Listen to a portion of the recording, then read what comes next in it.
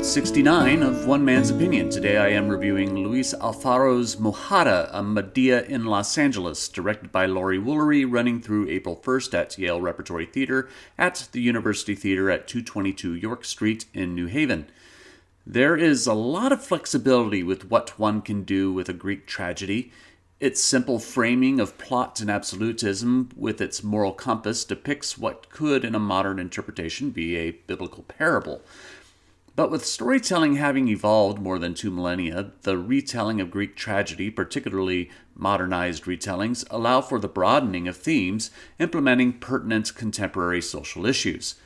Mojada is an overall good play and a decent adaptation of Euripides' Medea.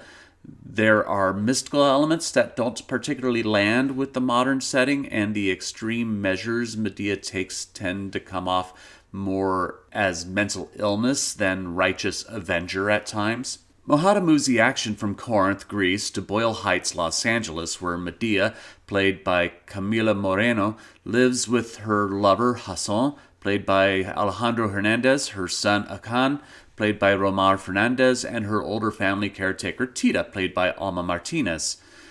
Medea, whose family used to own a large parcel of land in Mexico, had to flee to the United States with her 3 compatriots after a traumatic incident that happened with her brother who inherited the land. The 4 of them, as undocumented immigrants, are living in a home owned by Hassan's employer, Armida, played by Monica Sanchez. Medea, who works as a seamstress making clothes for the community from her backyard, has an ingrained affection for her heritage. Unlike Hassan and Hakan, she maintains an embrace on her dress and style of her old life in Zamora, Mexico. Hassan, eager to succeed the American way, has found favor both in his work ethic and in his charm and physique with Armida.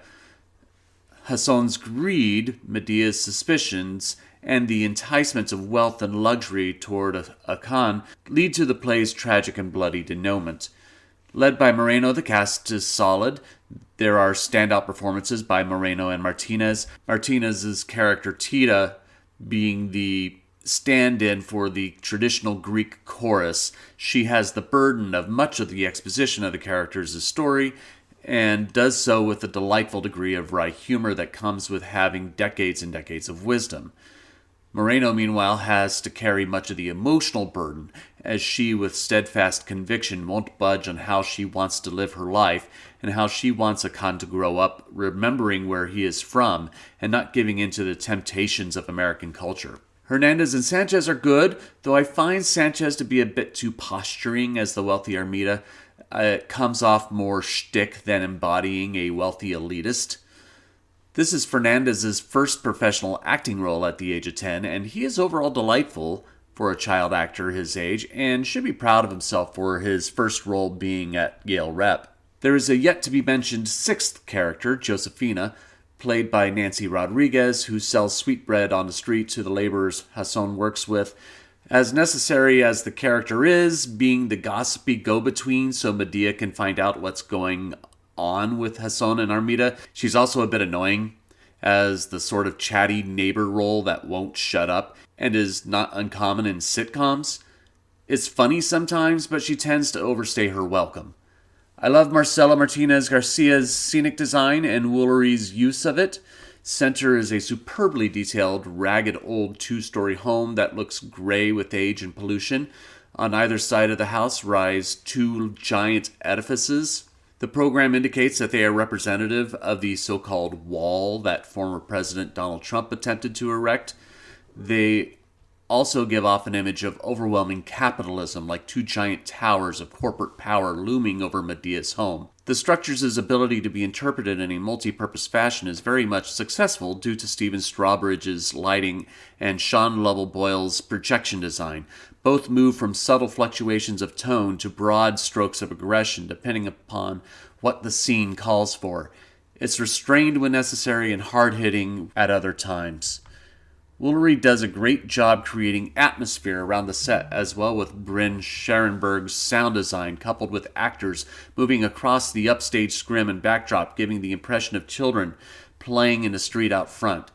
It's never too much and gives an added depth of environment. Mojada is definitely directed, and the cast is overall good. I do feel that the story, in its attempts to contemporize the Greek tragedy, does lose some of its mythical qualities, but does also gain some modern relevance along the way. But I am only one man's opinion, so be sure to leave yours in the comments below. If you'd like to see Mojada, a Medea in Los Angeles, I'll leave a link in the description. Oh hey, big news! My Patreon page has come online. You can best support the show by becoming a patron, and check out the exclusive content as it gets posted there. Otherwise, you can like, share, and subscribe here. Click the notification bell to be alerted to future reviews. My next review will be the Broadway revival of Henrik Ibsen's A Doll's House. Thank you very much for watching, and I will see you at the theater.